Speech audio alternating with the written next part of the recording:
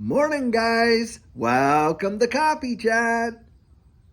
Well, guys, it is Friday, and Friday means, hey, the weekend is upon us. I'll tell you what, I sure hope that you're going to have an absolutely fantastic weekend, and boy, do we ever need it with everything that has gone on this past week. Doesn't it ever amaze you just how fast things can change from week to week, day to day, and even right down to hour to hour? And it's always kind of mesmerized me at just, how things can change so fast. It is truly amazing. Well, guys, something that the two articles, by the way, that I was reading today, boy, I'll tell you what, did they ever tell a tale to be sure. Now, you know how we were dealing with that whole banking crisis over there in the summer? And lately now, you don't hear one thing, hardly a thing about it on the mainstream media, do you? And in fact, that's the way it usually is. It's kind of like, oh, well, nothing going on here, look over there, and that kind of thing. And it's like as soon as it falls off of the media's purview, it's as though the whole story just kind of resolved itself and it's all over and kind of deal. Well, guys, nothing in this circumstance can be further from the truth. And in fact, what we are seeing a ton of banks literally on the very verge of collapse. And in fact, last week in this one article that I was reading, the Federal Reserve's emergency fund for banks had literally reached record highs in terms of its usage, and $109 billion just in 1 week alone. And guys, that is telling a major tale. These regional banks, smaller banks and things like that, they do not have the capacity to absorb what's going on. And as a result, get this is the second article. I'm telling you, boy, oh boy. You're seeing big, major, too big to fail banks like JP Morgan Chase absolutely profit in an obscene way. And in fact, an article came out today where JP Morgan is literally posting record gains. And guys, you know why? Because of the collapse of First Republic Bank and all the stuff that it did. And of course, we saw that. So when you see these regional banks like that collapse, and those depositors end up moving over to some of these major too big to fail banks and things like that, what's really happening there is you're watching a lot of these, businesses that depend on those regional banks that have not been able to establish big time relationships with these major banks and stuff like that. So what do?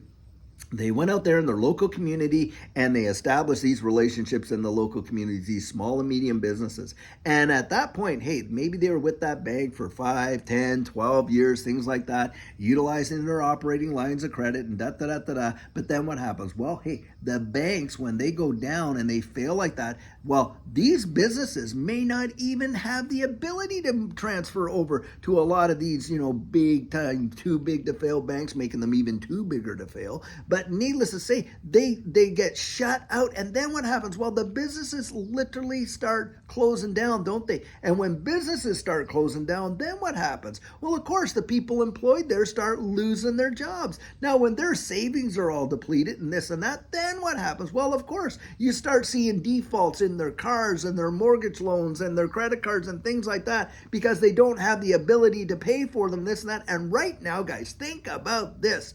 Car repossessions are off the Richter scale in terms of what the numbers are in terms of repos on cars. And my guess is mortgage foreclosures are really high up there as well. It's just they're not being reported. Remember that when they kind of held that information, not putting it on the books as timely as they should? Well, I'm pretty sure a lot of that is probably more than likely still going on. I mean, guys, you're watching an absolute controlled demolition. And the reason I think that is this.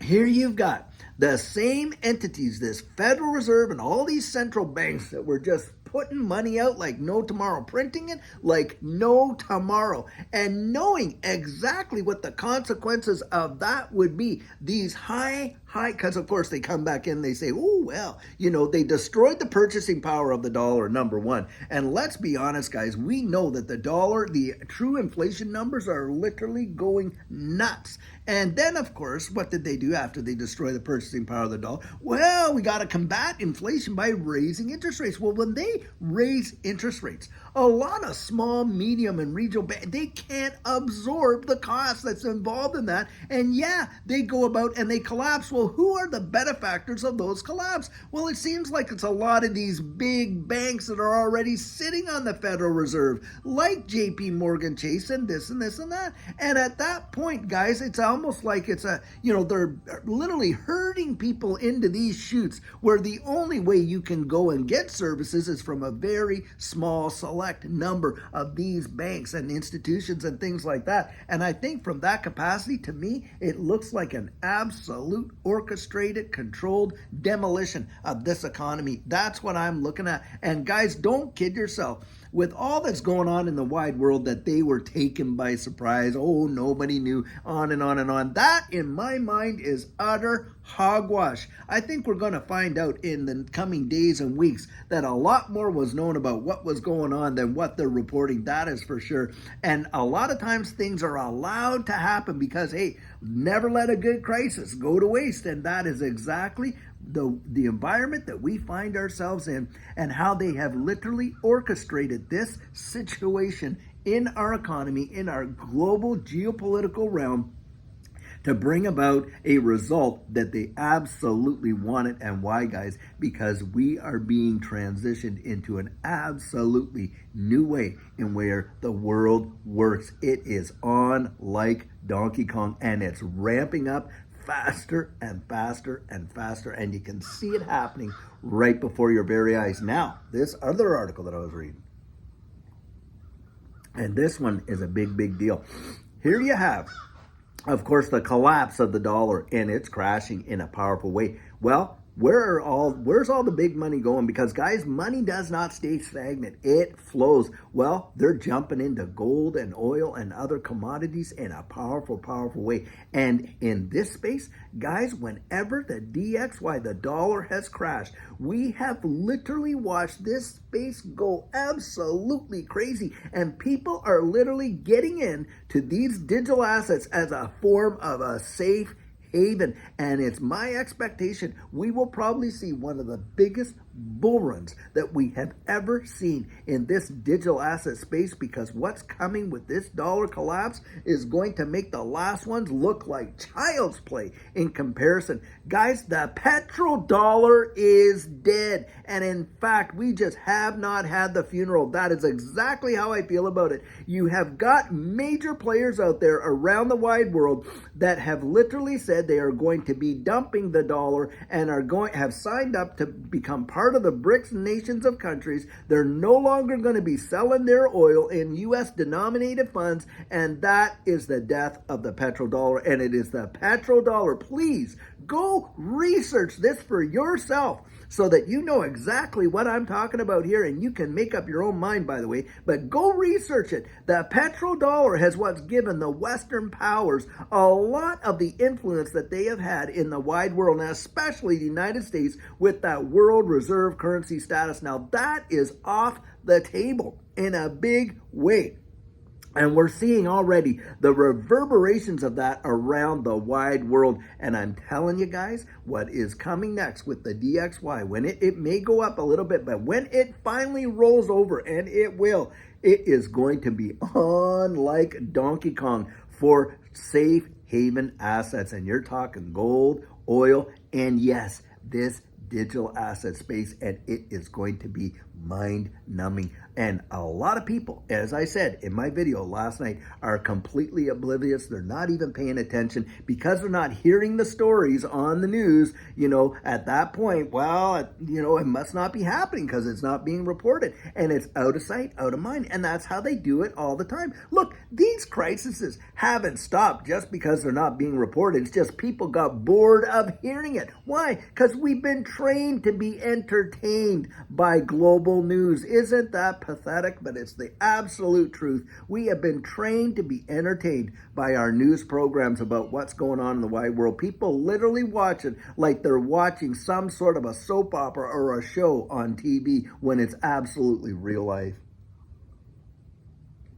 You just think about the people and the families that it is affecting right now in an absolute personal way. Do you think that it's like they're looking at it like, wow, look at that on the news. Oh man, and all, no, not in your life. They're not thinking like that, are they?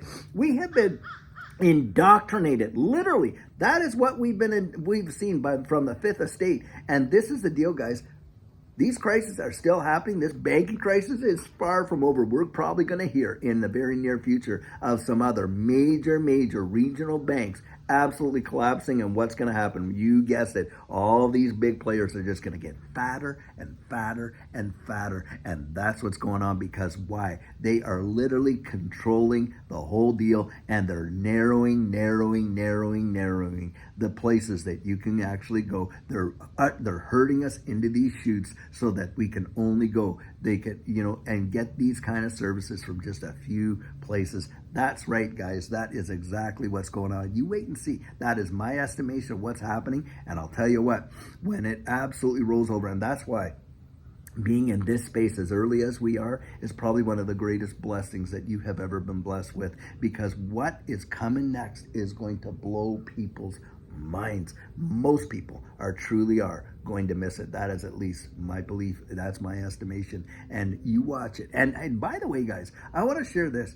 When you want to research this, whole situation with this economy, go out and dig this information up for yourself. Go take a look at the real balance sheets at the Federal Reserve. Go read up on all these banks and see just how secure they truly are. And go take a look at what's going on in the gold markets and in the commodities markets for yourself, and find out. Don't just depend on what's being reported there. I've gone and done it. You do it. Go out there and dig this up. I'm telling you, it will really, your eyes will be open in a powerful way. It is something to behold. I'll tell you what, right there. Wow. Now, guys, I sure hope, like I said at the beginning there, that you're going to have a great weekend. It's okay to, thinking about this stuff, by the way, 24/7, will literally, you'll lose sleep over it. Guys, you got to take it in bites. And just enjoy your weekend. Enjoy your family. Enjoy your friends. Tomorrow, hey, we're going to be on. We're going to do a question and answer like we do on Saturdays. And, of course, on Sunday, we got Sugar on Sunday and things like that if you want to tune in and whatever. But I'll tell you what, take the release valve. Get yourself a little bit away from it and learn and breathe. Just breathe it, because it's just so much to absorb all at one time. But, hey, that doesn't mean we play the ostrich and put our head in the sand and pretend like it doesn't exist, does it? Guys, we just take it in small spades. That's how we do it. Well, guys, I sure hope you're having an amazing day. And until later on today, when we have a fantastic video for you, have a great one and take care.